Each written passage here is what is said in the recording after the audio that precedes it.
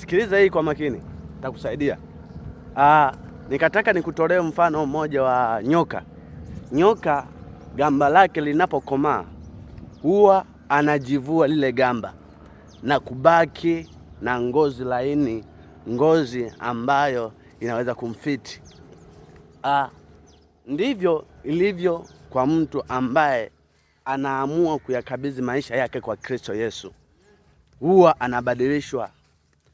Dhambi zote za kale huwa zinapita. Mambo ya zamani yote aliyofanya huwa yanasahaulika. Japokuwa huenda yasisahaulike kwa wanadamu, lakini kwa Mungu huwa yanakoma na kuyasahau.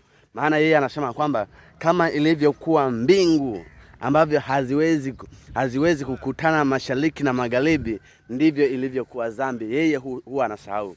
Kwa hiyo sahau kabisa dhambi ambazo ulishazitenda.